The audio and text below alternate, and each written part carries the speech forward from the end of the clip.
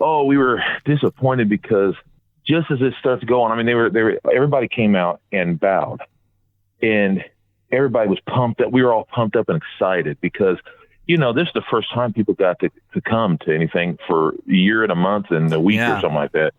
And we were all pumped up and everyone's cheering and you could really feel the spirit, excitement. All of a sudden, we're sorry, but you're going to have to go into the back because the lightning is going to come. We're like, what? Yeah. we were mad. We're like, you got to be kidding me. Neverland is brought to you by mypodcastreviews.com. Check our affiliate link right there in the show notes or on our website to go and join an account. If you happen to have a podcast and you want to see your reviews you get from around the world, from every different possible place that someone could be listening and reviewing your podcast, you need to create an account. It's very inexpensive, very affordable. mypodcastreviews.com. They'll even help you create a link where people can review your podcast very easily that you can put right into your show notes. Once again, mypodcastreviews.com. The following production is part of the We Be Geeks podcast collective. All this has happened before. Hey kids, Townsend Coleman here, the voice of Michelangelo from the original Teenage Mutant Ninja Turtles. Tom Kane this is, the voice of Yoda on Star Wars. Hey yo, it's Wopat, and a big yeehaw to you all. I used to be Luke too. Hi, my name is Oli Shoshan. I play Jedi Master Shakti. Hi, Butch Patrick here, Eddie Munster. Hi, this is Jim. Hi, this is Bill Farmer. You're listening to the Neverland podcast. Welcome to Neverland, to Disney and beyond. And it will all happen again. And now your head lost boy, the Spider-Pan. Walk on the eyes at each pan. Jeremy. Hooray for Disneyland!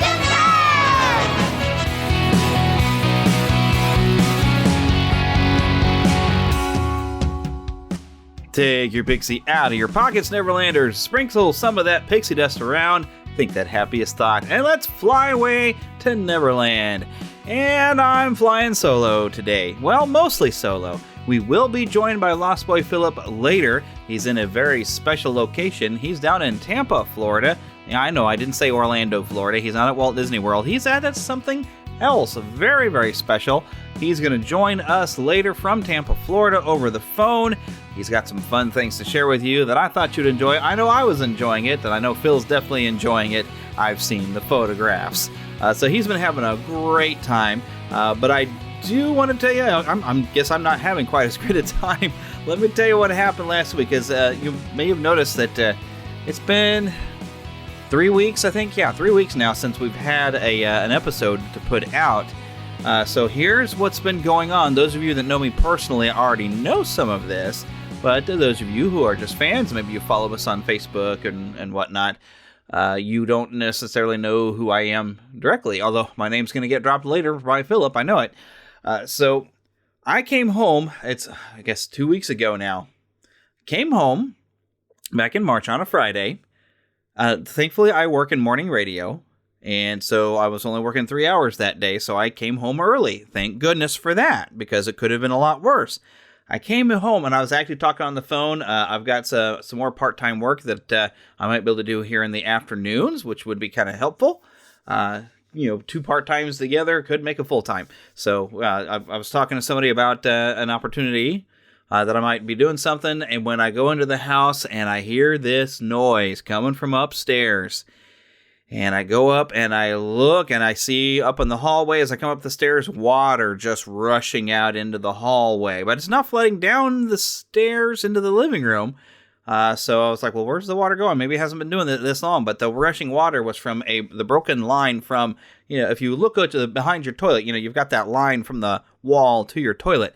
Well, that line had broken, and the valve even has some damage and corrosion in there. I had to go, and I wasn't sure which valve it was to shut off all of the water in the house, because I couldn't seem to get to the one behind the toilet. I mean, it was just a mass of water just shooting out. But I managed to get the water shut off. I had to call actually Gladstone Public Works for help. I need to get the water shut off over at my house. I was in panic mode. I must say, I was in panic mode. I wasn't really quite thinking. But our house got flooded, and I am back at my home right now, but I'm sleeping on a futon in my office. The house has been torn because the water flooded down through the floor and down into our master bedroom, which is in a basement, and then we have a sub basement beneath that. That's a kind of a laundry room. But it just created quite the mess. We've had workers in here that have had to tear apart my house to get all the water finally dried out after 2 weeks. Finally, they dried everything out. I was living in a hotel for a while. I had a bunch of fans running in the house. There was just way too much noise, and there was no way I could have recorded this show. But at this point, the fans are all out. My house is still in pieces, and I'm waiting for the insurance to send people to start the rebuild process. And it was kind of sad. Like, I had to go through and my nicely Disney decorated master bedroom. I had to take all my stuff out of there, all my Funkos. I've got a lot of stuff packed in boxes up here in my office. My office is kind of a mess and a shambles right now. But, having to pack all my stuff and everything and kind of take my room apart down there it was kind of depressing. It felt like I was moving back out of it, after I'd put all this time to make it a nice, fun little place to go and sleep and watch TV and whatnot down there. So I still have my fun place here in the office, and I have a very uncomfortable futon, which I think I'm getting used to because I'm managing to sleep, but maybe I'm just that tired. Because the hotel we were able to stay in for a week, but they wanted us out of there after a week. Well, at least the farmer's insurance wasn't going to pay for it anymore. So we've had kind of a crazy couple of weeks, but I'm glad I finally got a chance to record something for you all because, my goodness, a lot of stuff happened over the last 3 weeks. And there's a lot of things to dive into, which I will in just a minute. I will say that this is a very important time for anyone who wants to become a Patreon supporter. Join me on Patreon and offer your support, because I do have a 1% deductible I have to pay to the insurance. So that's going to make things challenging. And we just my entire tax refund I had to put in to do a massive car repair on my transmission, which is good because the car is working. But it also means that we don't have the extra money now to pay for this deductible when it comes along, so I got to get that figured out. But as I have posted to my Facebook page, there comes a point and when stuff like this happens that you realize there's nothing you can do about it. So you, as a person of faith that I am, it's completely out of my hands. So I have to completely let it put in God's hands, which are some really good hands to trust in. So this is going to be a very inspirational episode, by the way, when we hear from Philip, because he had some nice inspirational things to say about all the people he's met at his special location he is at down in Tampa, Florida. Some of you may know what's going on down there. So you probably are all, ooh, or either those of you who know me and also know Philip are be like, yeah, I know where Philip was. I saw some of his pictures. So yeah, some very cool photos that he has been sharing. But yeah, so if you would like to become a Patreon supporter, this is a great time to do it, because I could really use the help because I love keeping this show going and I want to make sure nothing gets in the way. But while we're doing this, I've got something new I've been working on. Because we've covered a lot of game stuff here on the show, the YouTube channel. I've got a lot of gaming videos, but I'm going to move those gaming videos off of there and try to move them over to a brand new YouTube channel. And I may have mentioned this last time, but and I've had to rename it because I found out there was already like 4 different YouTube channels called Neverland Gaming. Who knew?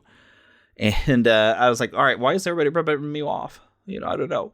I'm not the only thing calling themselves a Spider-Pan. I think sometimes people have grabbed my name off of here and used it. I don't know, because they haven't been around as long as I have, and I don't know who else would come up with a Spider-Pan other than me, because I've had specific reasons. But anyway, that's beside the point. So I've called mine the official Neverland Gaming channel.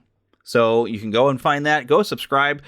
I meant to launch this a couple weeks ago, but with everything that happened, I wasn't able to get it launched. I wasn't able to put the videos together that I had chosen to. Things just kind of went apart, or came apart, I guess. But we are planning, well, at least I'm planning. I might be working with some other people on this too, who knows. But like the budget gamer type of videos where, what is it that's on sale through Microsoft or Steam or through Sony that you can get inexpensively if you're on a tight budget, but you want to have something to play. There are solutions to that, and we will talk about them in other videos. In fact, I have some good solutions this week that I'm going to hopefully get a chance to make a video here on Monday and release it for budget gaming. But you're going to find some gameplay videos. I've got at least one video of glitches and gaps. That's what I'm calling it. The first of the glitches and gaps video is scheduled and will be releasing this week on that channel. So go and like and subscribe. Tell your friends. I'm going to have some fun. I want to do some interaction. I'm live streaming, of course, on our Twitch channel, which is still just, I believe, under Neverland Podcast. I believe, yes. So if you go on Twitch and find that, I will, occasionally still live stream there. Then I can take those live stream videos and I can move those over to the YouTube channel as well. But if you want to do something, although I need to I was trying to directly play something on the PlayStation 4, and I had a hookup into my controller here that I've got headphones that does have a microphone, but the microphone was not able to be close enough to my mouth where you could even hear what I was saying. So that's not going to work. If I want to be able to talk while I play, we're going to have to do it through the computer, which is very possible. I can definitely do something like that. I've done it before. So, but yeah, there's a lot of exciting things. I'm a new venture because I'm trying to get in within YouTube's algorithms to where I am going to niche down a little bit. And so I'm trying to be a bit more focused on the regular YouTube channel where it's all the podcasts are going to go to a very specific channel now. I have 2 different channels that are going to be called Neverland to Disney and Beyond. One is going to be focused on the podcast episodes, and I'm going to make sure all the podcast episodes, the audio will be posted there for anyone who wants to go on YouTube and listen to podcasts, because there are people like that out there. I've met them. So that is available for you. Then, of course, I have the regular just Neverland to Disney and Beyond, and, and I think I might have renamed it or rebranded it as The Adventures, where it's going to be videos of me, doing things. If I get a chance to make a fun video or whatever, or if I want to talk to you all about something real quick, I can put it out there. Then, of course, anyone who wants to follow me personally, the Spider Pan is my personal YouTube channel. That is kind of just more me, and it's not so much focused on topical things like the Neverland would be. So, anyways, but yeah, go check out those channels. Come and enjoy some gaming fun with me. That will, of course, include some mature rated games because a lot of my games are mature rated, and it's mainly focused on gaming, so it's not necessarily going to be. I'm going to be family friendly myself, but the game I'm playing might not be. Because I do have games I like. In fact, I've missed my opportunity, but I'm going to come back after anyway because we've hit, the 25 years since of Resident Evil now? And I'm a big Resident Evil fan, so I've got to make a video for it. I really do. So I am working on that as well, and I'll try to hopefully get that one made this week too. It all depends on how my timing works out this week. I've got a lot of things on my plate, but a lot of things I want to do and I want to share with you, and we're having fun. And that's kind of the goal. Is I like having fun with you guys. So, or you specifically listening, I want to talk to you. I like having fun with you. So come and have fun with me. All right, come on, let's have fun together. Heck, maybe we can even play some games together. It'd be fun to get a bunch of us on the not The Last of Us. What am I thinking? Among Us.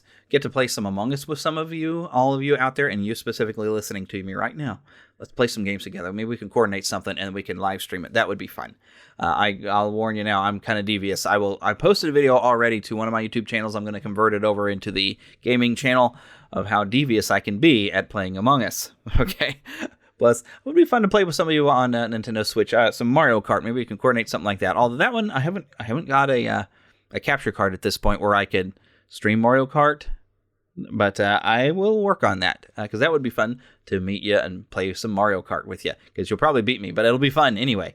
But so things been going on this week. So what have you been watching on Disney Plus? So we always like to ask that question. Normally it would be me having a conversation with either Eric or Philip over here about what we've been watching on Disney Plus, but it turned out the rumors I had heard were true, mostly. Although the Droids cartoon isn't there, the old Ewoks cartoon from the 80s is on Disney Plus now. They have a vintage Star Wars section. You can find the Genndy Tartakovsky Clone Wars, which is excellent. It's not canon, but it is an excellent little animated series.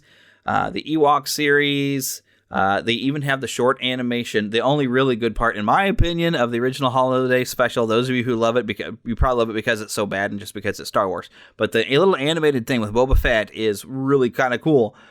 So that is up on there, so you can watch that animated feature. That way you don't have to suffer through anything. Although I do kind of like Harvey Korman in the holiday special because Harvey Korman is funny, and his stir whip stir is pretty catchy. It'll get in your head, believe me. So if you've ever seen the holiday special, you know what I'm talking about. Anyways, but there's a lot of good stuff on there to watch. So I did get to watch at least one episode of Ewoks. I'm having a hard time keeping up on things because I haven't really been home, but I did get to watch a few movies at the hotel that were really good. I gotta say, Jojo Rabbit, good movie. Check it out. I really enjoyed it.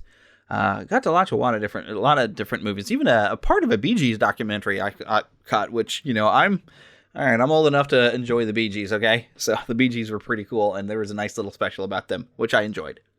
Other things that I got to watch. Now, Falcon and the Winter Soldier. Now, I want to be careful about spoiling anything, so what I would like to do is share a little bit, and I've done a little bit of research here. There's a really great YouTube channel that does really good Marvel history, and I really should have written down the name of it because I've watched it a few times. A lot of different things, but they're very timely on their character profiles. But I want to tell you a little bit. This is directly from Marvel.fandom.com. John Walker. So those of you watching the series are familiar with John Walker, but he was a U.S. Army veteran. I'm just going to read directly from the site, who went through the power broker process to enhance his strength in hopes of honoring his fallen brother. He joined the Universal Class Wrestling Federation as Super Patriot until he became convinced to put his skills to better use as becoming a superhero. He was later chosen to take up the mantle of Captain America when Steve Rogers retired. Walker is a hardline Christian right-wing conservative believing in country before anything else. When Rogers returned, Walker reestablished himself as U.S. agent, where he went on to serve as a member and even leader of various Avengers teams. And I believe like the West Coast Avengers, I believe he was leading that. There's a quote from him in the history where he says, let me quote what somebody wrote here in the comic book, basically for him to say, this is his dialogue. This should never have happened. None of it. And I don't want to be part of your costume party, endangering everyone, making cosmic enemies with your unsupervised, I don't know how to read this. This is a new word for me, dilettante games. It's the little guy I care about, the little guy, the silent majority, the people who shouldn't have to have their lives interrupted and threatened by all this super violence that erupts without warning. Keep your congratulations. I'm just going to keep doing what I'm doing, being the guy who makes sure all the super crooks and monsters are subject to the same darn laws as everyone else, making sure they know that they and you are nothing special, nothing at all.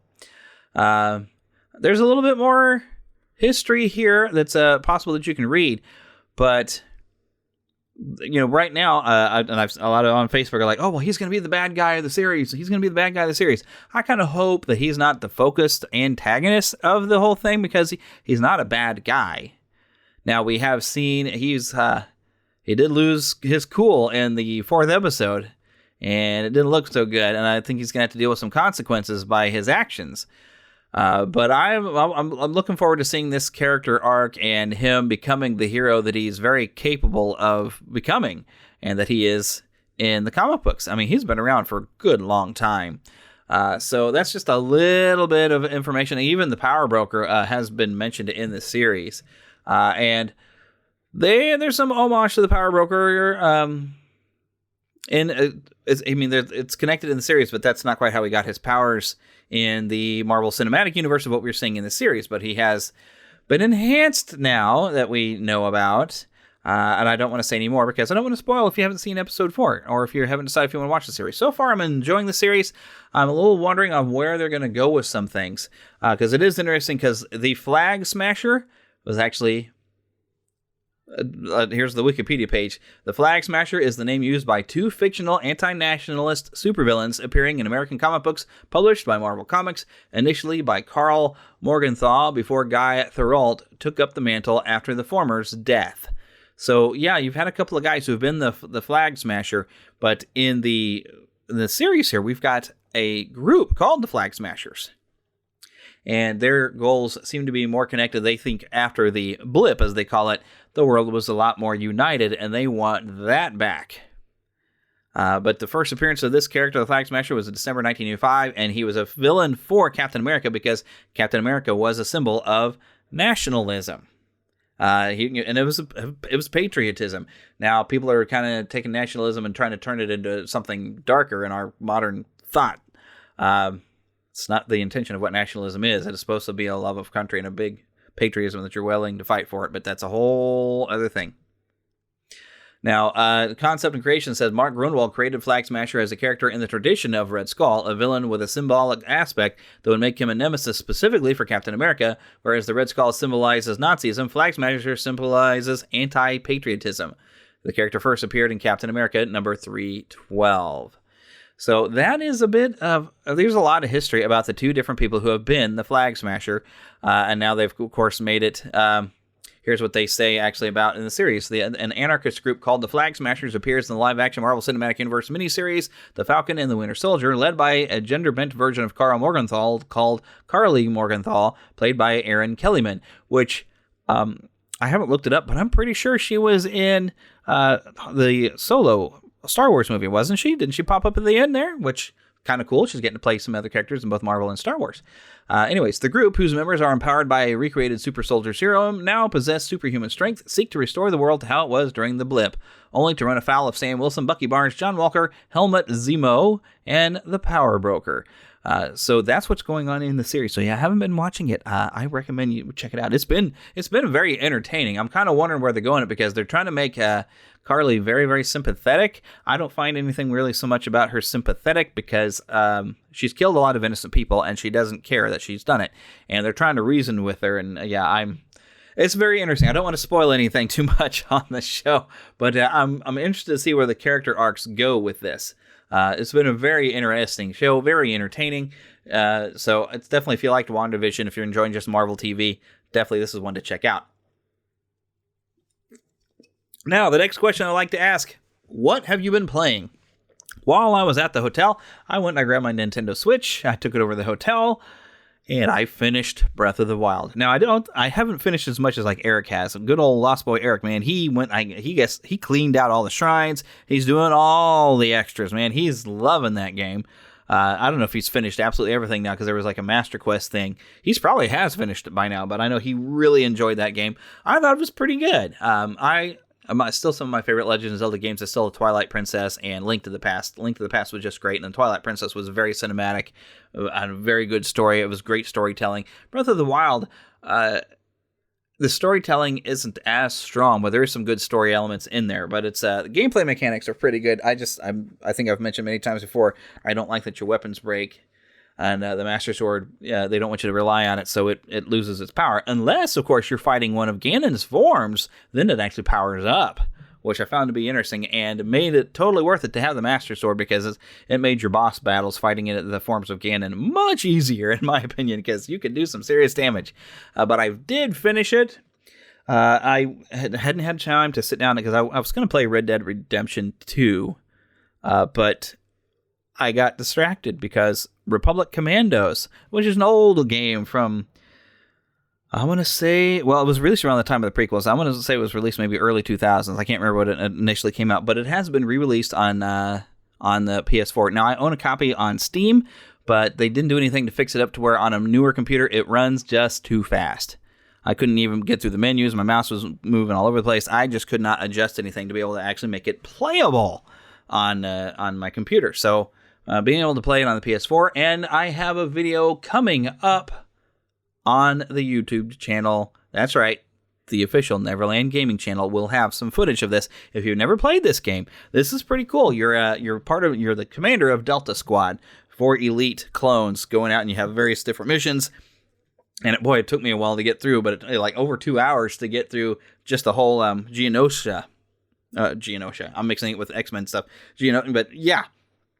That whole sequence of the first battle in the movie, there's this whole other mission you're doing kind of underground to kind of assist the overall battle going on the surface.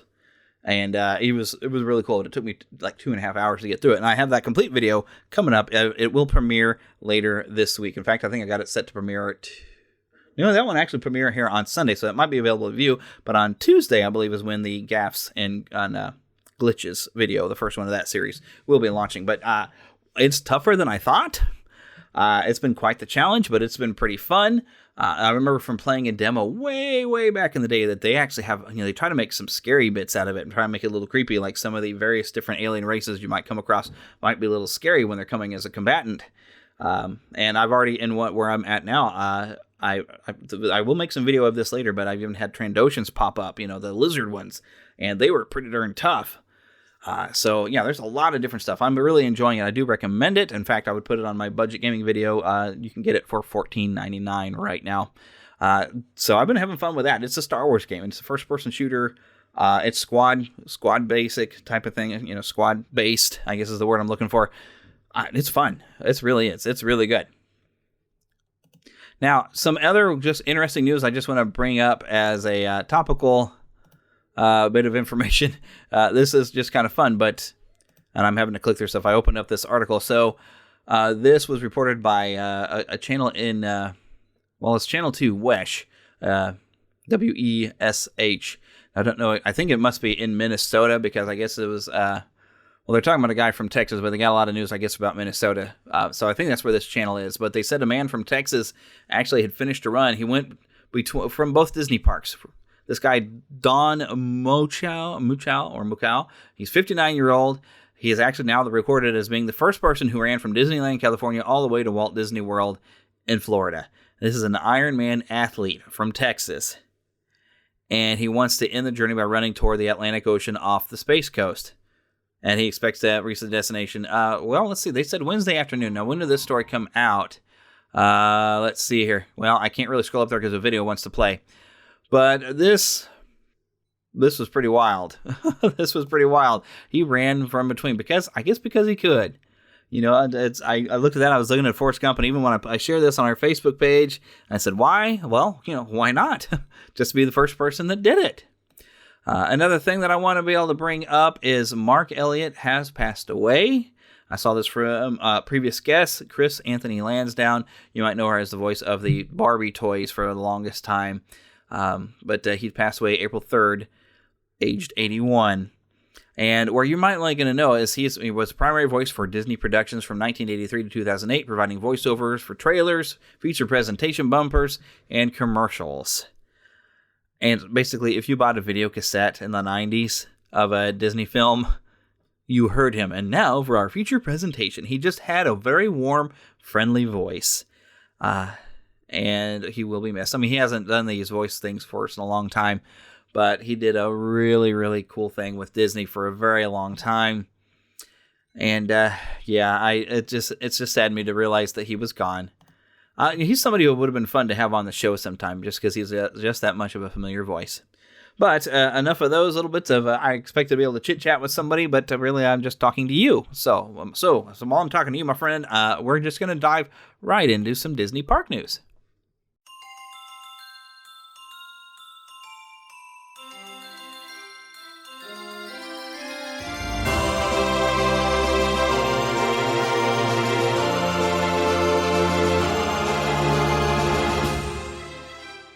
Spanning the Disney and geek universe to bring you the best in comics, toys, movies, and entertainment. This is news from around Neverland. So the big thing, of course, I want to get after, we know April 30th is when Disneyland is going to reopen, and I do have some interesting stuff from the Disney Parks blog. They've got some helpful information for you on if you're planning to go to Disneyland, what's going to be expected of you, what's going to be open. But they also let us know this week the Avengers campus at Disneyland Resort is set to open June 4th. That's right, June 4th. It's coming. This is going to be huge. This is going to be, I think, probably just as big as Star Wars Galaxy's Edge opening. We've got Web Slingers, a Spider-Man adventure, which of course they can do in California. They can't do in Florida because Universal owns the rights in Florida to make Spider-Man rides. Guardians of the Galaxy Mission Breakout will be opening up over there in Disneyland. Now, what this makes me wonder is well, I guess that has been already over there because the one in Florida, did that stay as a Tower of Terror in Florida? See, now I'm forgetting these things. But Tom Holland, of course, will be reprising his role in Spider-Man in some video that you go in the Spider-Man ride. There is a PIM test kitchen where you're going to be able to get some foods. I think they're going to have some fun, of course, with some of the foods where it's going to be slightly oversized or whatever. So PIM particles to grow and shrink just about anything. PIM Technologies applies the science to the creation of shareable bites, inventive entrees, and sweet treats. And they have we'll call it the Impossible plant-based large and micro meatballs with pasta, or the Pimini, a panini served by the slice or as a long multi-portion sandwich. Lots of different stuff. They've also, and there's a video of this where they had an animatronic Spider-Man that was actually going to be able to go and run and jump around. I wonder if there's audio with this. No, well, there is some video of it watching this thing. It is impressive. It's able to do this like a backflip somersault. They were working on that thing for a long time. And then also, of course, something I would really get is the little spider bots. If somebody wants to buy me one, my birthday's coming up. Somebody's going to go and buy me one. I would very much appreciate it. They are these really cute little spider bots that I bet they're going to be expensive. I don't know what all they do, but they just look really, really neat. So very exciting. I that'll be one of my things on my list of stuff I want to go and do. So I guess my next Disney park visit, I'm going to have to go to Disneyland because I want to check out the Avengers Campus. Then, of course, I can go to Galaxy's Edge while I'm there. Plus, I've never been over to that coast to be at that park. So it would be a new experience for me. Okay, so the Disney Parks blog has here's what you want to know before you go about the reopening and theme park reservations and tickets. So to enter a Disneyland Park or Disney California Adventure Park, both theme park reservation and valid admission ticket for the same park on the same date are required for guests ages 3 and up. Guests must have a valid theme park admission ticket in order to make a reservation. Theme park reservations will be limited and subject to availability, and until further notice, only California residents may visit the parks and in groups no larger than 3 households in line with current state guidelines. So yes, it's going to be open, but unless you live in California, you can't go. And with a reservation system, I believe that's very similar to what they've been doing in Walt Disney World. Even if you have an annual pass, you did need to schedule and coordinate a time that you're going to be able to come into the park because they are going to have a limited capacity. Because, especially in California, they still have a lot of rules that they're having to follow within the state. Now, there's a few key dates that they listed here. The theme park reservation system will launch on April 12th, which would be Monday. Okay? And so guests with existing valid theme park tickets can begin making reservations for the days that their ticket is valid. Theme park ticket sales will resume April 15th. That is this Thursday. Some other things, they had April 9th. That would have been Friday. If you currently hold a theme park ticket, you can check available days for your one-day ticket type beginning April 9th. April 12th, the theme park reservation system opens. Of course, well, I already mentioned all this. So they even have a nice, 4 steps to make a theme park reservation. So step 1, once you have a valid theme park admission, access our theme park reservation system. Create your party is step number 2. Step 3, select the day and theme park you'd like to visit. Step 4, review and confirm your visit. So upon reopening, daily park hours for Disneyland Park and Disney's California Adventure are currently planned to be from 9 a.m. until 7 p.m. So it is limited. Theme park parking will be available at Mickey and Friends and Pixar Pals, located off Disneyland Drive. They are aiming for a contactless and cashless experience for dining. They have a mobile ordering service available exclusively on the Disneyland app that makes it easy for you to plan ahead, order, and pay for your food. And apparently they are going to encourage you to do that. That way it can be ready and you can just come by. It's paid for. You just got to come by and pick it up. And of course, all guests ages 2 and older, you need to wear an appropriate face covering. And I'm sure they'll have things marked for social distancing or personal distancing, however you want to call it. I'm sure there'll be some plexiglass things and things set up to where you can't ride within 6 feet of other people on various attractions. Same thing they've been doing in Walt Disney World. So, not that surprising, but things to be aware of before you decide to make your trip. So, there was a second page that they posted on the Disney Parks blog about attractions and entertainment that are reopening and some details. So, Batuu is going to be opening back up, so you can go on, of course, the Star Wars Rise of Resistance and the Millennium Falcon Smuggler's Run. You can do both of those. The attraction's virtual queue is only accessible via the Disneyland mobile app. So, because they don't want people standing around in a line that close to each other. So, make sure you have the mobile app. You're going to have to get in line on there.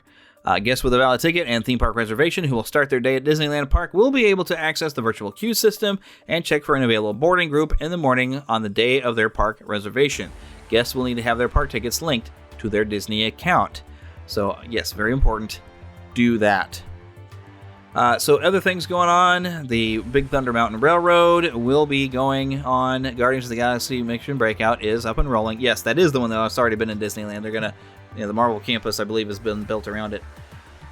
So also, they have changed around. They have a newly reimagined Snow White's Enchanted Wish. Now, I haven't been able to follow up on this. So I've seen a little bit. It looks like the old Scary Adventures has gotten a good makeover and made a bit more similar to what they have on the mine train there in Walt Disney World. In fact, I'm going to open up the page and see if there's anything, because they had a first look and they had Dopey with the diamonds in his eyes, but they have definitely tweaked it, added some new things. It looks like they got some of the dancing figures in there. It looks like you got the diamond mine has been all tweaked and enhanced. I mean, this looks really, really neat. It looks like they just really did a lot of enhancements. I'm hoping some of the fun elements that were in there before are still there and maybe just been enhanced a lot. But it looks very, very cool. I'm looking forward to hear. I'm sure Paul Berry of Window of the Magic will get in there as soon as he can, which I need to talk to him. I want to see if he wants to come on the show. He's actually going to get to do some sort of a big panel, like a theme park convention. He just announced it today. I just saw a little bit on his Instagram page. For those of you who are familiar with Window to the Magic, I'm sure Paul Berry's going to say something perhaps on his next episode. But I'm going to talk to him, see if he wants to come on next week or something and talk about that. Because I guess it is a limited seating, limited reservation. It's going to be like a virtual event online and free. And I didn't see the links of where you go and reserve. But if there's enough time to have him on for people to make a reservation, I think I would like to do that by next week. So I'll keep you posted, I guess, if I get that rolling. You will also be able to greet in Disneyland your friendly characters with a wave. And I'm pretty sure they're going to be cruising down the street.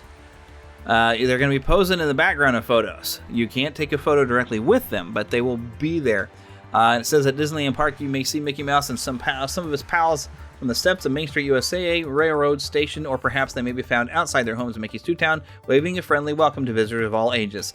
Look but don't touch. Wave, but don't interact any other way. Okay, that's kind of how things have been. It's just the way it is.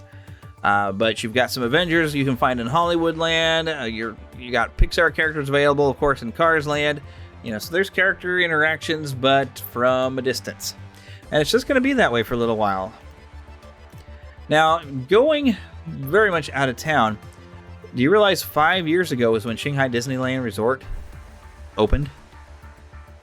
They've got a magical surprise coming up for a 5th birthday celebration. The Year of Magical Surprises. And as part of that occasion, they recently unveiled Magical Surprise. It's an all-new song capturing the theme of the special celebration. And there's a little bit of conversation. They have a bit of audio on the Disney Parks blog if you would like to go and check it out. Now, I don't believe that I have the right to that audio, so I'm not going to play it for you. But they have a new song, and I'm sure a lot of fun things going on. If you happen to get a chance to travel outside the United States and you're headed to Shanghai, that would be something very, very cool to do. All right, so moving along, well, there was some casting news, actually, for the 5th Indiana Jones film. And let's see, where did I find it? The name is Phoebe Waller-Bridge has joined the cast in an undisclosed role. We don't know what's going on, but the production, it's continuing. It got slowed down by the pandemic. They're expecting this Indiana Jones film to hit theaters on July 29th of 2022. So it's a little ways off, but they are excited also to say that John Williams has confirmed he's returning to score the film, provided he lives long enough. Boy, he's getting old up there, and I'm going to cry when he dies, that's for sure. But John Williams is right now slated, of course, to score the 5th Indiana Jones movie. Now, something else very interesting. We don't know what this means yet. But there was a presentation going on, and this I'm pulling from Attractions Magazine.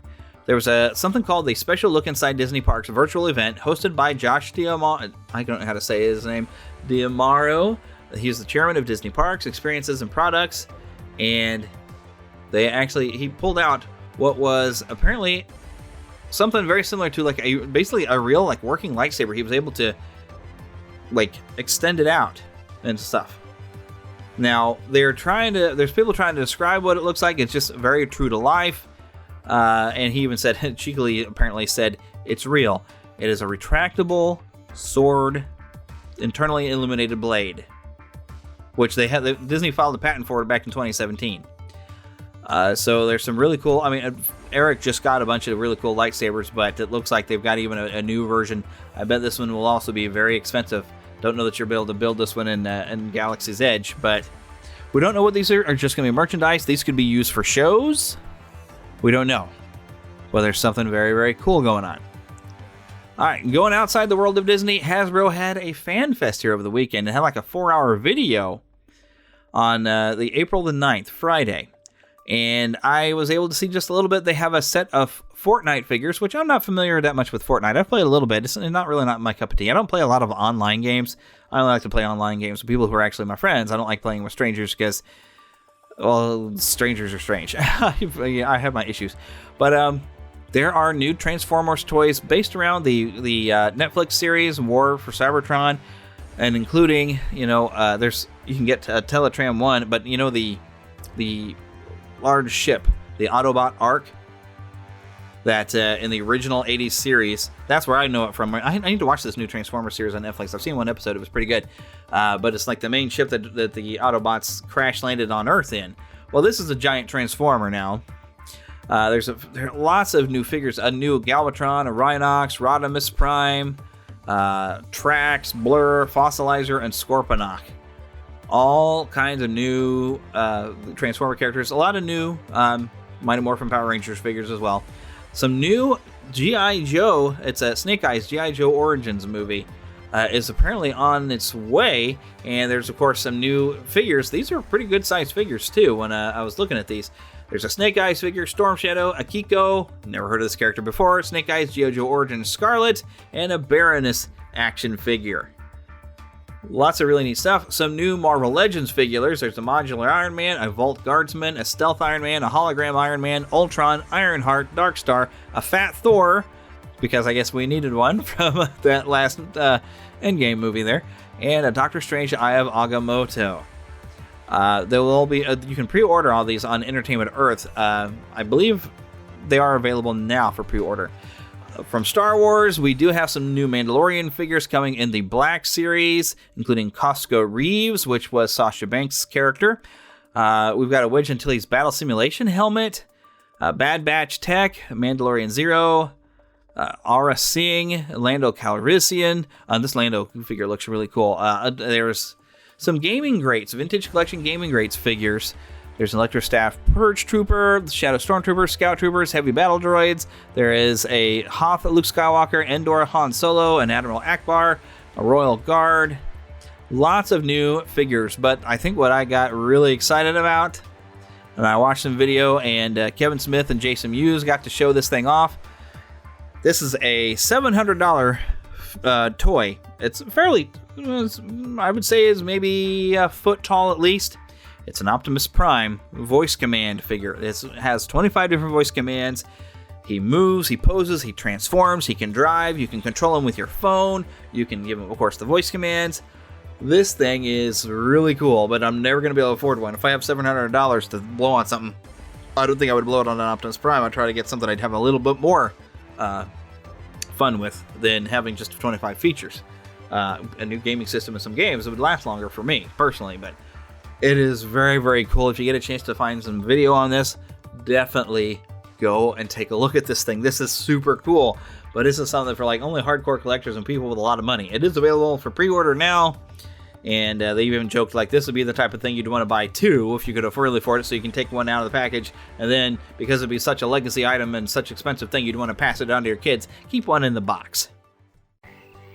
Mama, another gator got in the house. Another gator? Give me that sugar. Come here. Get him, Mom. Get that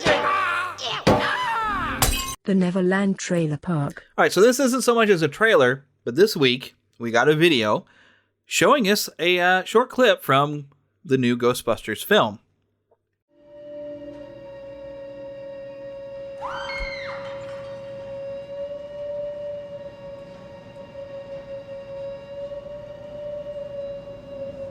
Jamocha. Strawberry, red velvet, blue velvet.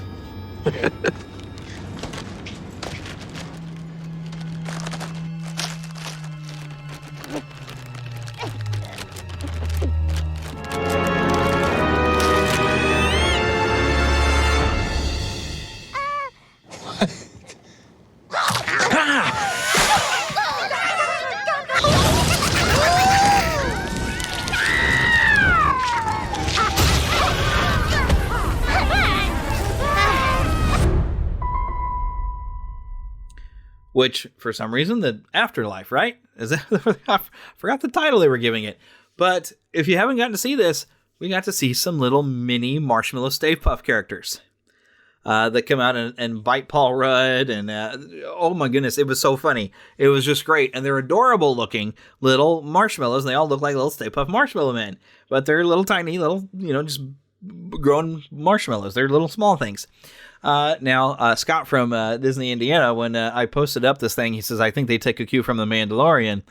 And you could kind of say that, but considering this film was supposed to have come out last year and they've been working on this for a long time, I bet they had the idea for these little mini marshmallow men before they saw Grogu, right? That's what I'm thinking. They probably did, but it's something that I swear it's like they were creating toys for this movie. Just look, here's toys right there. There will be a toy. Everybody's gonna want maybe even different little poses, just even little figures that are just pre-posed, little Stay Puft Marshmallow minis. I know I would buy one.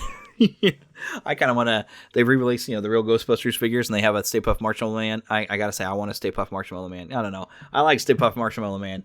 He's just fun. I like to collect snowman stuff, so I think because of the similarity to a snowman, that might be it. I don't know, but I want one. I'm gonna have to. One of these times, I'm gonna get one when my situation improves. So we got a little bit of look at just a clip. They're basically just keeping us excited. I believe the movie is expected to come out later this year.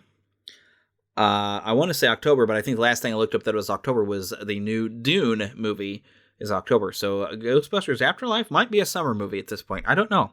I'm sorry. I should have looked that up. We also this week got a second trailer for Cruella. Let me give you some advice. You can't care about anyone else. Everyone else is an obstacle. You care what an obstacle wants or feels, you're dead. If I'd cared about anyone or thing, I might have died. You have the talent. Whether you have the killer instinct is the big question.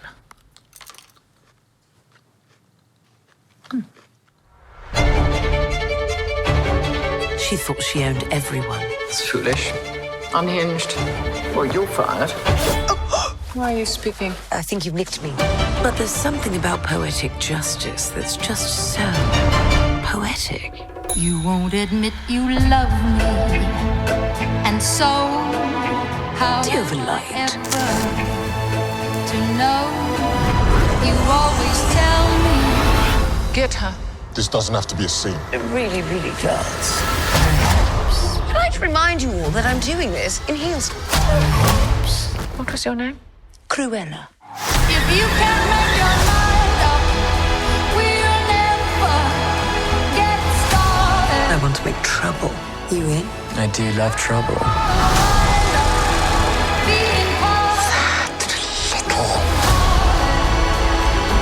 You have a bit of an extreme side.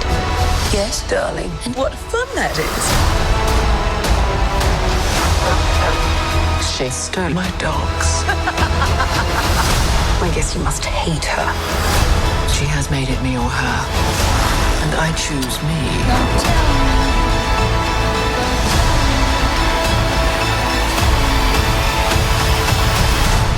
Don't worry. There's lots more bad things coming. Perhaps.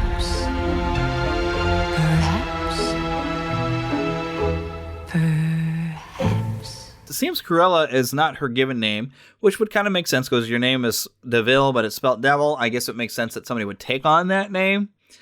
So this is some little sheepish girl who wants to get in the fashion industry who makes an enemy of this crazy fashion woman, but also seems to take after her a little bit and takes on the moniker of Cruella DeVille to get some sort of revenge on her is what it looks like. But, of course, as was established in 101 Dalmatians, this was supposed to be an old schoolmate of the lead female character, Perdita's owner. I cannot think of what, not Roger, but I forgot her name. I haven't watched 101 Dalmatians in a while. I'm going to pull it out and watch it. But it was supposed to be an old school friend of hers, I thought. So she seems to have had the name Cruella. So I don't know what sort of origin story this is connecting to. I think they just wanted to make a movie about Cruella because they're trying to make some villain movies. And after I saw the one Maleficent movie, I am definitely not interested in any more villain movies that they try to change. I think the best villain movie I've seen was that Joker movie because they full on went for, no, this is a nasty villain person, but we get to see him become this nasty person. It's a journey into madness, and it's disturbing, and it's exactly what a movie about the bad guy should be, you know? So, and I don't see that happening with this one, so I'm really not interested in this. But we did also get a great new look at the Loki series, which is premiering, I believe, in June. And it's just as much fun as what you would think. It looks to be, a lot of good laughs, a lot of good fun adventure. It appears Loki and Owen Wilson are going to be teaming up in some degree in this, and it's people trying to set the timeline right, and it seems to have something to do with the multiverse content, probably after Endgame getting all goofed around a lot. And so Loki is going to be recruited by some weird agency that tries to correct the timeline and to try to fix it. And one of the funny things you'll see in this trailer is he gets dropped into a room, and a guy has a large stash of documentation. So, okay, we need you to sign for everything you've ever said. Loki says, well, that's absurd. Printer goes and prints up something. He says, okay, now sign this one too. It has another sheet on top that says, that's absurd. I laughed. I love this idea. I'm looking forward to this series. This is going to be a lot of fun. Also, it's been a couple weeks now, but we did get a quick look at the Bad Batch series, which is also coming very, very soon to Netflix. This is like a Star Wars version of the A-Team. I'm in. I am just in. Just showing me some stuff. It just teases me for it. I've been excited since I enjoyed them in the Clone Wars series. I thought, well, this is kind of a cool group of characters. I want to see them on some adventures, and that's what we're getting. Very excited about that, so I'm looking forward to it. The Bad Batch coming soon to Disney+. There'll be spectacle, there'll be fantasy, there'll be daring do and stuff like you would never see. Hey, a movie. Yeah, we're gonna be a movie. Starring everybody And me. Boy, I wish I were you people seeing this for the first time. Hermit, I got a great picture of the chicken. Oh, good. Now, granted, I did see quite a few movies, over watching things at the hotel. Plus, I hadn't watched Kong Skull Island, so I did need to watch that. That way I could be prepared for, of course, the big movie, Godzilla vs. Kong. Now, it's possible by now you have already seen this if you were intending to watch it, because you were probably excited, although you might be kind of stuck like, well, it was put out in the theaters, and actually apparently did fairly well in theaters for, a time when theaters are very limited capacity. Still, the world is coming back to normal slowly, but we are getting there. And a lot of people, though, who really wanted to watch it already maybe had an HBO Max and sat and got a chance to watch this. This would have been fun to watch in the theater. It is exactly what it says it is. I mean, when you think of a Godzilla versus King Kong, you just expect giant monsters and just popcorn stupid fun. It was popcorn stupid fun. You're not supposed to take it seriously. If you think about it too much, you ruin it. Just go grab your popcorn and have a good time with over-the-top monkey fights lizard, okay? I had fun. It was a good time. It was really just fun. Had a little bit of heart to it. Had stuff that you would, you could step back and question. And there's even, I do enjoy these videos, the pitch meeting that are put as part of, no, that's not Screen Rant, I don't believe. But yeah, there's a pitch meeting where this one guy who's pretty funny, he's got his own channel. I cannot think of his name. I've mentioned the pitch meetings before because I do enjoy them because it's almost a sarcastic look at some of the goofy things that are like put into movies. And yeah, he's got a lot of things he could tear apart on the movie of what's kind of goofy and wrong with it, but there's so much going on right with it. It's just escapist fun. You really shouldn't take it seriously because if you take it seriously, you realize Hong Kong totally gets thrashed in this movie. And they try not to spend too much time looking at the fact that there's still people in some of the buildings because, yeah, that's not good. You don't want to be in a building when suddenly a giant lizard and a giant ape start throwing down and smashing each other through buildings. So that is only, there's 3 fights that they really get into. But yeah, you don't want to be a human in this movie. But you're not supposed to necessarily care about the humans. The humans are just there for side points. The story is giant lizard fights giant monkey. It was just fun. It's escapist fun. I really enjoyed it. As long as you had fun with the last few movies they put out, this one is the most fun of all of them, and it is just stupid, mindless fun, which normally you can't say is a good thing. Because sometimes when a movie is just completely mindless, you're just like, oh, what terrible. But sometimes when you can make mindless fun, that's just entertaining, and it's just fun to watch, and that's what this was. You don't have to take it too much and seriously. You just gotta roll with it. I really had fun, and I needed it. But anyways, moving on now to our main content, I did get a chance to talk with our own Lost Boy Phillip, and he is in Tampa, Florida, because guess what's going on this weekend? That's right, it was WrestleMania. But he's not so much here to talk about WrestleMania as it was the WrestleCon and his fun experiences, which I thought you would enjoy. I know I enjoyed hearing about it. I enjoyed seeing the photos that he's been sending me. Just very, very cool, because if you're if you're about my age and you watched wrestling in the 80s, you would enjoy hearing about some of these people. Plus, he's got some nice inspirational things to hear. So even if you're not a wrestling fan, I think you can feel some of the fun that we had in this conversation. And there's a good, I think, inspirational message that he had to share. So enjoy. To Disney and beyond. All right, so now we are on the phone with our good buddy Lost Boy Phil, because you are actually at WrestleMania. Well, not actually standing in the event right now, but I mean, you're down in Tampa, Florida right now. I am. And getting to some wish fulfillment, some dream fulfillment down there. Absolutely. You could say that I'm marking off bucket lists. I am. Get a new bucket based on the photos you're sending me. Oh, my goodness, yeah. I'm at the Westin in Tampa, and this is where they're having what they call WrestleCon, which is like Comic-Con. Except that it's with wrestlers. Nice. And I'm getting to meet a lot of great people. I've met all. You want me to name them all, or the ones I can recall at the moment? just walk us through coming into this stuff. What I will. Pardon me for coughing. I don't mean to do that right in y'all's ear. The fact is, I've gotten to meet just so many great folks. One of the first ones I saw when I went down there, I got to see Jake the Snake Roberts. And I've seen him in person before, but getting to see him there, I got my picture with him, and that was great. I got to walk over a couple tables later, and I saw Arn Anderson and Dean Malenko. Got my picture with them as some of the Four Horsemen.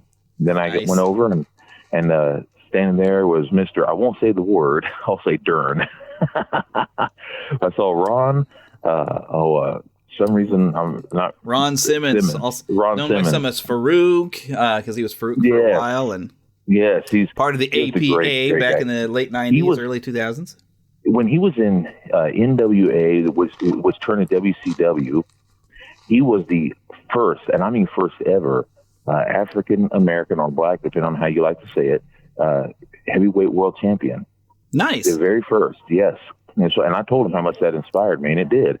I couldn't believe it because they, for some reason, for years, well, you all know how America had been. And one of the big deals about it was when they filmed that, when that happened, that was in South America. And by that, I don't mean South America, the place, but in Southern America. I'm talking about in Tennessee and all, when that happened. That's when that happened. And so that was a big, big deal. And so the picture that I chose for him to sign, it was when he was having that belt around his shoulders, because I thought that was a big deal. Yeah, he was so super nice that yesterday. He actually told me that I was an inspiration, and that wasn't a sell.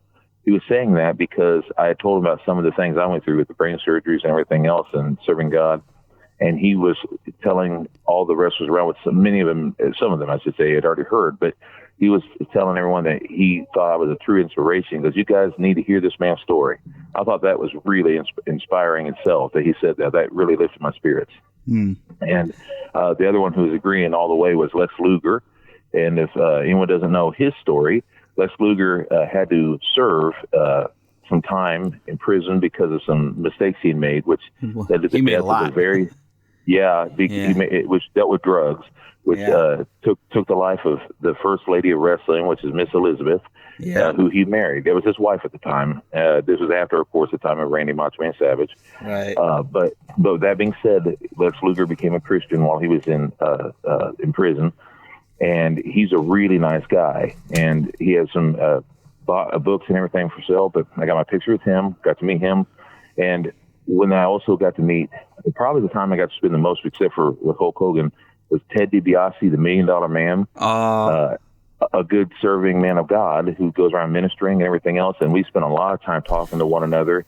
And he even, Jeremy, for free, he gave me a $1 million bill that was signed by him. Nice. And he was so super nice. He told me to keep on keeping on and serve the Lord. And just a really, really super nice guy. He put his hand on my shoulder, and he put the $1 million belt on my shoulder. Oh, just wow. So super. And I mean, he said, now this is a replica. He goes, I said, yeah, that's okay. He goes, let me tell you. He goes, I can't get anywhere near the original belt that is locked away somewhere.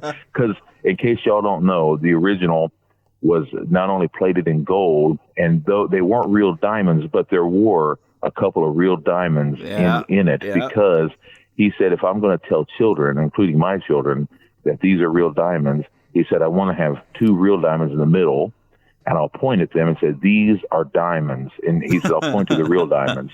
He said, that way I'm not being completely a fraud. Right. Yeah.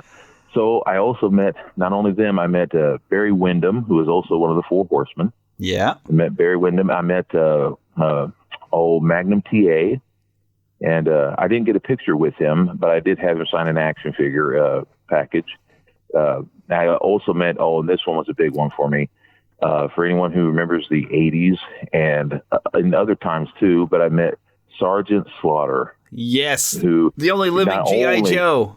That's it, man. Not only was he a wrestler, but also a G.I. Joe. And with that, there's an artist from Kansas City who lives in Detroit, which is funny because that kind of covers the home bases of the guy I'm with, or me and Jeremy's good friend, James. Mm-hmm.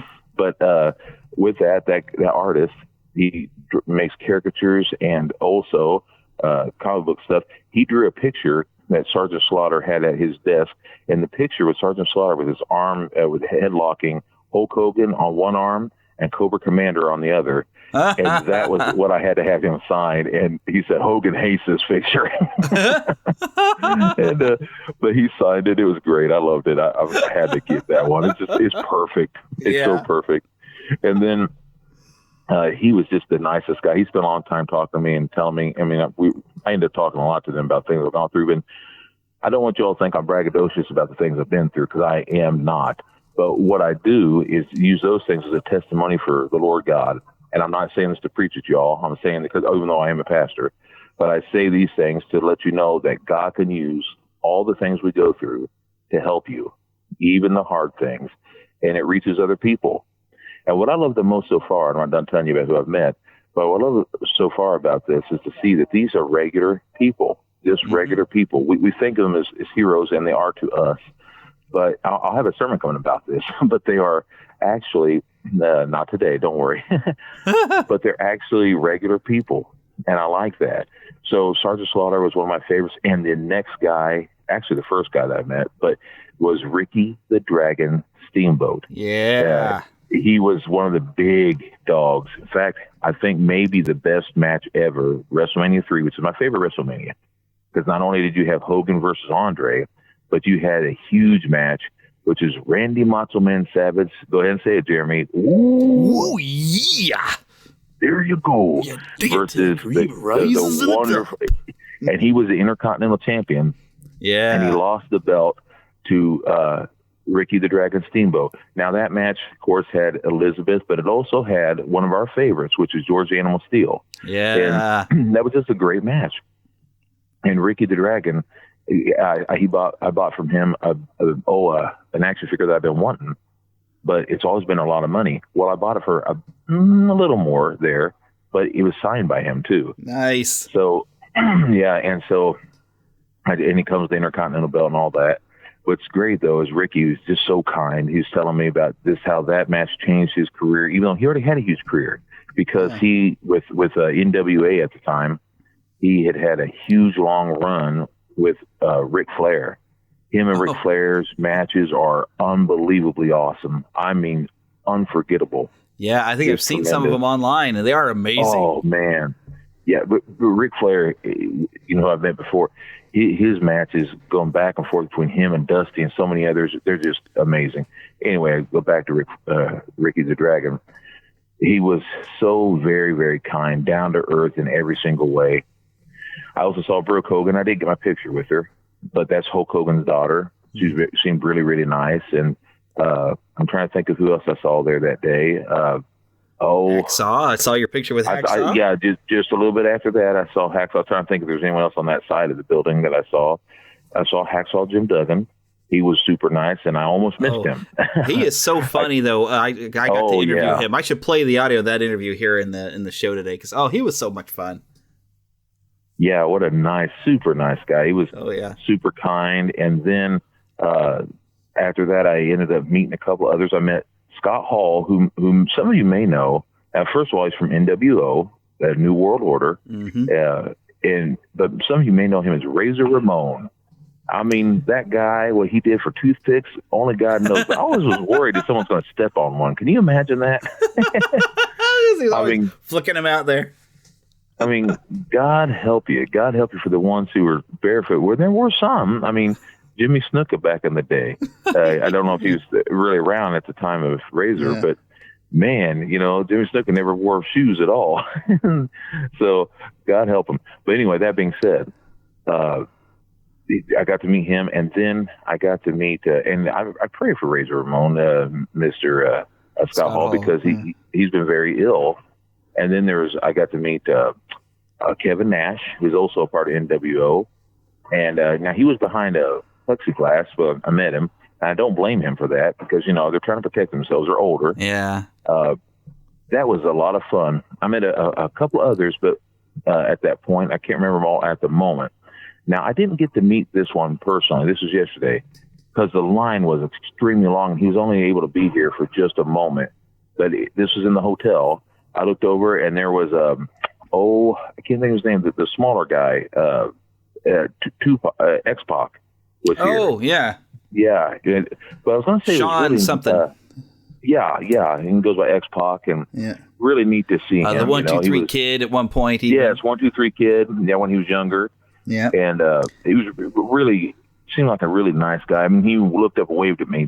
That's the one thing I really loved is these people just seem so kind. And one of my favorite moments, though, was that I'm waiting for the elevator with several other people, and there was a bulldog. And the bulldog was beautiful, a little girl, you know, bulldog. And I recognized the people that was with the bulldog. I looked down and I said, that can't be. And it was the bulldog. It's the granddaughter of Matilda. Nice. And this is the one that was at the Hall of Fame the other day. And this is with the family of the British Bulldog. And so it was there last night at WrestleMania. It was there at the Hall of Fame, and it was put into the Hall of Fame. And there, it was just the sweetest little thing. I mean, he even came over there and put his head against me for a second. Just adorable.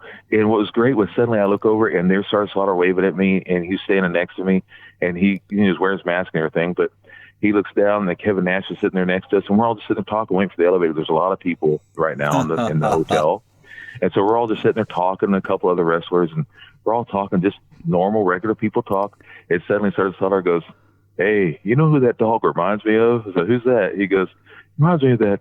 See, what was his name? Oh, that's right, Kevin Nash. He goes, oh, I'm sorry, I didn't see you there. And Kevin's like, I'm ignoring you, Slaughter. I'm ignoring you. And it was great to hear. And then the elevator finally opens, and Arn Anderson is on there, and they go, oh, of course it's you. Of course, we knew it had to be someone just like you. And he goes, hey, I didn't do it. He goes, yes, you did. It's always you. It was so great. It's like being at a high school reunion. And then we go to get into the elevator finally because that one went up, and I waited because I'm being a gentleman. And then next elevator comes, and some of the people are talking. And, man, you know who that was? And the people are all talking. I was like, yeah, they're really nice. I'm talking them all, upping them up and kind of trying to sell WrestleMania myself for them. Because, I always try to be friendly. Yeah. And about that time, they're like, are you serious? You got to meet them all? I said, yeah. I said, hey, man, you can come down and do it yourself. I said, they don't mind. And I said, you can pay money if you want your pictures with them and all that. Well, about that time, James, the guy I'm with, he came in and he got in the elevator. It was really funny. James didn't see that the guy came in with him. He goes, "Yeah, I was just a while ago talking with Ron Simmons," and it was funny. He didn't see that Ron Simmons got in with him, and Ron Simmons is looking over at him, and James turns around and goes, "Oh, I didn't see." And he goes, "Hey, it's all right, man. It's okay." But it was hilarious because he's all talking like a kid in high school, like, "Hey, you're not going to believe who's here." And he's right there the whole time. But Ron is so nice that when our floor came about on the elevator, Ron Simmons held the door for us. He goes, "Hey, man, you guys have a great day." He goes, "Just for you." And he patted me on the shoulder. He's like, "Hey, man, you be careful." I said, "I will, brother." He's just like super nice. And that's what I love. These people are just regular, guys and they're regular gals, and they're super nice to us, and I just really appreciate it. But it's just cool. And they're sitting there walking around saying hi to people, and they're saying hi to us. And then yesterday, I saw Brutus the Barber Beefcake. Speaking of WrestleMania 3. Yeah, that's exactly right. That's when he became the barber. Became the barber, yes. That's right. He let me hold one of the scissors, got my picture with him holding the scissors. Yeah, I saw that. It was great. Just outstanding. And I went over and I'm sitting there talking, and we went to another place called Wrestle Stock. And it's kind of funny because we're used to this where it's a bigger place. But we went to that, and it seemed like an old Army surplus type thing. And I did get to buy a couple of old LJN figures that I didn't have. But it was humorous because there was Sergeant Slaughter again. He waved at me and said, "Hey, how you doing, Philip?" And it was kind of neat. And because it's like he knew me, and we're talking and doing good, and sitting there talking with a few other people. And thank you, brother. And then what was really funny was, as I'm sitting there talking, I noticed a few other people, and one of the guys sitting there talking next to me, Jeremy, you'll like this. It was Bushwhacker Duke. Nice. Was sitting there with me and standing with me, and then there was next to me was and we were all just looking at toys and other things, and then there was Nasty Boy, a couple of Nasty Boys, the blonde-headed one, and I'm like, oh my gosh, and I was like, I couldn't believe it. I was like, wow, here they are, and but then I went over there and I got my picture with Demolition. Nice. I got my picture with Demolition, and as I was walking, I was walking around. There was a lady who was doing a podcast show, and she asked me as a fan if I would be on her show for a split second, and I did. Did you remember to drop a plug? Actually, I didn't get a chance to do that for this, but I did drop a plug for the Lord God. Well, I was telling them that there's but one way into heaven, because she was asking me what I did for a living, and I told them I said that I was a pastor, and they asked that is Jesus the only way? I said Jesus is the only way unto the Lord, to the Lord heaven, is through the Lord Jesus Christ. And so I said that, because I was like, hey, this may be my only chance. So I did.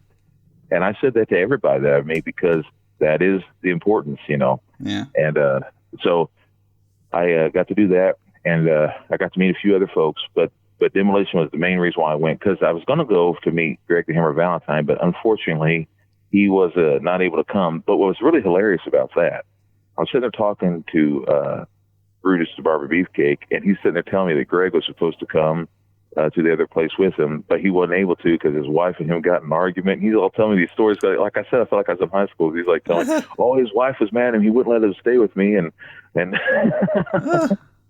like I said, it really humanized the characters, the people for me, because it was kind of neat, though. You feel like you get to know the people. And with Hulk Hogan, while I was talking to Hogan, behind him there, I didn't get my picture with him because I didn't want to interfere, and I didn't want to try to force him because he might have felt like he had to, and I didn't want to do that. Behind him there in the corner was Jimmy Hart, if anybody knows that guy. The Mouth of the South. Mouth of the South. I tell you what, that guy must be the sweetest guy ever. He's just such a kind-hearted gentleman. And I was telling Hulk Hogan all the things I've gone through with surgeries and other things, and how God, and this is the truth, how the Lord God had spoke to me on different things, and had used Hogan to help me. And I'm saying this to any of you out there who's ever felt low in your life and like giving up. And I say that to you all. I'm not going to say all the things I've gone through, because I'm not going to be one of the people that this includes. But I felt like giving up on life, about committing suicide. I'm embarrassed to say that, but it's true. And when being close to giving up, I was praying. I knew that wasn't the right way out. But while I was thinking of that, the Lord knows what to use to get my attention. All of a sudden, I didn't look this up. All of a sudden, on YouTube, something popped up, and it was Hulk Hogan talking about what had happened to him in his life when he was going through divorce and all these other things. And all of a sudden, I saw this video where he said that he was about to commit suicide, and someone came to his door, and it helped him to save his life. And so you could say that the Lord God used Hulk Hogan to save my life, because he did. And I told Hogan that, and how that, I really appreciate him in so many ways. And whenever Jimmy Hart heard that. He goes, well, praise the Lord. He goes, I'm so thankful for you because you're a strong man. He goes, you have a great testimony. You just keep living for the Lord. And I just thought that was so sweet. Yeah, just love them very much, all of them. Yeah, my goodness. Oh, yeah. I'm just grinning ear to ear. Yeah, I wish I'd have been with you. Oh, yeah. Hulk Hogan teared up. I'm going to tell you the truth. Hogan's eyes teared up when I told him that he was used of God to save my life. And keep in mind what I just said. Used of God. I'm giving God the glory, but he uses different instruments. And he used Jeremy Shields, who's your host. He used him too. And my friend Seth Richards, I know that I don't usually use names and last names, but I'm doing that today because they were used too to save my life, and they know it. That's what I'm here for. Amen, man. You guys, you all know that, but it's a fact, because I believe if we can't be used of God to help other people out, then what are we here for? There you go. And now that sermon is done, you said you weren't going to preach today. I can't help it. It's in my jeans, or my pants, as this case is said. But anyway, because I'm not wearing jeans. But anyway, that being said, I'm having a great time, and tonight, and I hope the rain will stop. It says it's supposed to, but it's raining right now. But it's supposed to stop. What happened last night was amazing because this is the first time that they can be in person right now in front of people for a year and a month and a week, they said. And everybody came out and they were pumping us up and getting us ready for WrestleMania. All of a sudden, you're going to have to go find shelter because it's about to have lightning and a storm. We're like, what? So we went and found shelter. But tonight, it's supposed to stop by then. And I really enjoyed it. I'm not going to say anything that won or didn't win in case you haven't seen any of the WrestleMania yet. But for the most part, I've enjoyed all the matches and all the outcomes. There's only one that I wish had gone differently, but it doesn't mean that I didn't like it because it was a heck of a match. But I've really enjoyed it. And yes, we know it's entertainment, and we know that, but that's not the point. I know it plays entertainment. I'm still entertained. I enjoy that. It's fun.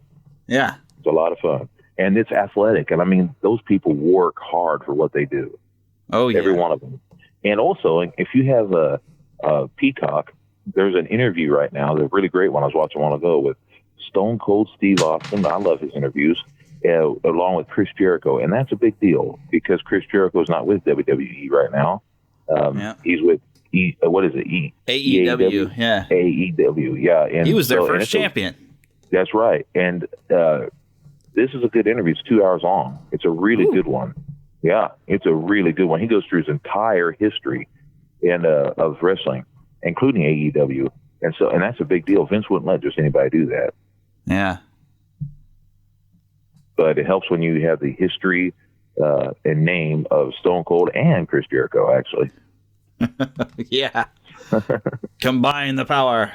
Especially because Chris Jericho's had a successful podcast. Stone Cold had a successful podcast, which they turned into a video, like a show on the WWE network. So, yeah.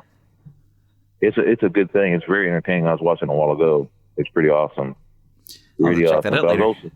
But I didn't watch all of it because I was actually watching the sermon of Pastor Russell Hyatt from the Moment of Truth Bible Baptist Church. And that's what I was watching for my church. I went to church this morning. I just wasn't there physically. Yeah. Yeah, which basically, another quick plug because I do process that into a podcast as well. That's right. On Anchor. So if you search for the Moment of Truth Bible Baptist podcast or Moment of Truth Bible Church podcast. Filmed by the great Jeremy. Yeah, well, this isn't of course it is available on YouTube, but I'm talking the audio is available as a podcast. Oh, yes. So if you'd like to hear from Russell Hyatt, he's just such a great guy. He was a lot of fun today. He always is. He's always got some good stuff to say. I call him Uncle Russ. And the reason I do is because I've known him since, in my family, he knew my father.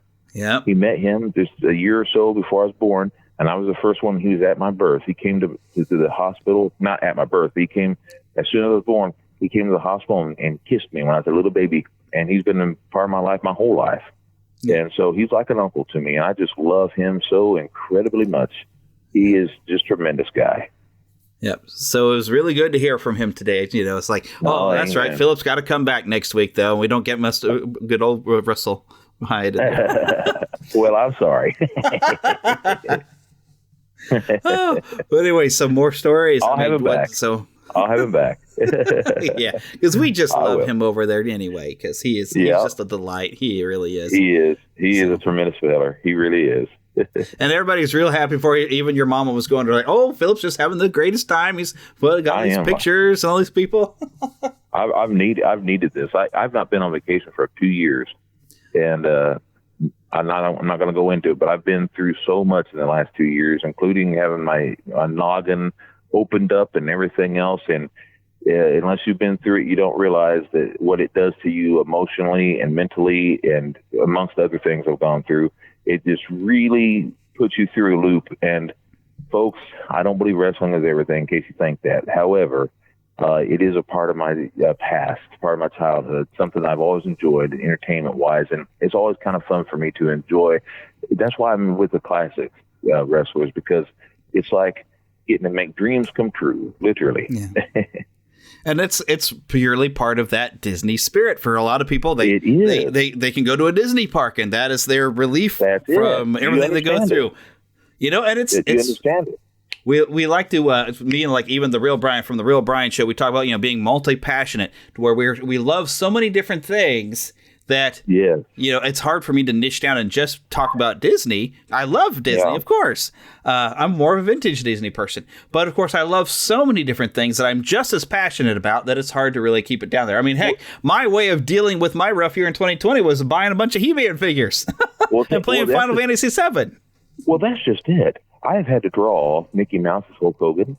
Hulk Hogan has appeared with the He-Man stuff now, which I'm going to order. The deal is that where did I have to come to finally meet Hulk Hogan? Florida. They say that Florida is the home of Hulk Hogan. It is.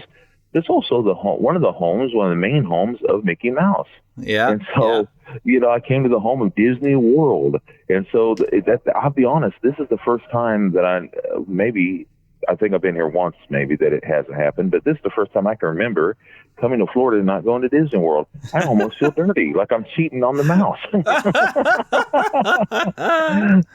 At least I got to be on here with you where I could talk a little mouse. Yeah, because I got to tie everything back to Disney, because that's what keeps my fans happy. But I will tell you, right now I'm wearing a shirt I bought, which is hard for me to wear. This is Tampa Bay, home of Hulkamania. However, it's yellow and red, so it's got a little bit of Mickey spirit. There you go. So I like that because I just love Mickey Mouse. Mickey is my guy. He'll always be my guy. Mickey and Hulkamania lives forever. Mickey Mania. That's right, pal. What you gonna do, brother? Yeah, all we need is to become like a good Donald Duck doing a Macho Man. Oh yeah! You remember the picture? You remember the picture I drew where I had, and I can do that. I do. I remember. For some reason, I had a hard time sending it over to you, but I'll redo it. I had a picture one time where it said WWF, which was Walt Disney something, and it was it had all these characters, all these Disney characters, including Willie the Big Giant as Andre, and it had Donald Duck as Macho Man. It had Goofy. Who did I have Goofy as? I can't remember. He was the Ultimate Warrior, because we always thought Ultimate Warrior was a little bit goofy acting, and he was shaking the rope. Hey Warriors! And then we had Pluto, but I think, if I'm not mistaken, I had Jiminy Cricket as Mean Gene Okerlund. That's perfect. Yeah, it was great. And Miss Elizabeth, because I had Macho Man Donald Duck, I had Daisy Duck as Elizabeth. Yeah. And, I still have a copy. I'll see if I can switch that over and send it to you, because you can put that on the site for yourselves. Yeah, that's fine. I got no problem with that. I may redo a few things. I've changed my style a little bit. And more importantly, I know what I'm doing on the computer a lot bit more. But it's a lot of fun stuff. And I love emulating and combining things. I love all that stuff. Yeah. There's nothing wrong with having more than one love. Yeah. That's it. That's true. I love it. True that. That's right, man. I'll do it. Oh, yeah. So with watching the highlight reel, though, the Hall of Fame, because we got to mention this, William Shatner is in the Hall of Fame now. What a perfect year for me. Yeah, but he wasn't there, it didn't look like. Well, he wasn't able to be there. The man is 90 years old now. Yeah, my goodness. And this year he turned 90, and I think it's this month. And they're having celebrations there. There's one reason why he couldn't. Also, being 90, it's a little harder for him to get around. Yeah. He's still pretty with it, though. For a man of 90, he's still pretty with it. And what a perfect thing for me, though, because one thing I didn't share a while ago, I don't want to make it sound like I'm a Weirdsmobile, but the fact is while I was in the hospital, every single time I've had brain surgery, which sounds weird to say, but when you've had 7, that's a lot of years. Yeah. Every single time that I've been in the hospital, my favorite Star Trek movie comes on, and that's Wrath of Khan. And that movie always inspires me, and I love William Shatner. I just love him. And, I know I've always had people diss on me for loving Hulk and Shatner, and I do not care. The fact of the matter is the amazing thing, when I got out of the hospital, and folks, I'm talking about I wasn't out but a week, and I had no energy, and Jeremy knows, because he's the one who took me to Comic-Con to do it. Yeah, but Planet Comic-Con here in Kansas City. Yeah, that's right. The last time they were able to have a big event that people could arrive at and go to. But it was very difficult for me because I had no hair, except maybe a couple little, little bitty, what I'm trying to say, stubbles on top. Yeah. And I couldn't walk. I was in a wheelchair.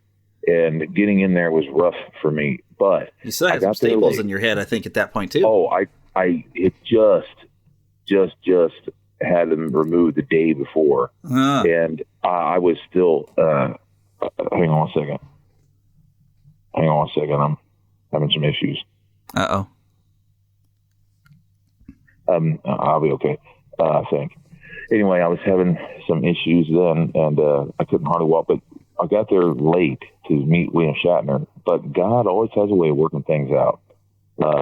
I was taken behind the curtain where Shatner was signing all these autographs and all, and I was able to get my picture with William Shatner and meet him personally for free.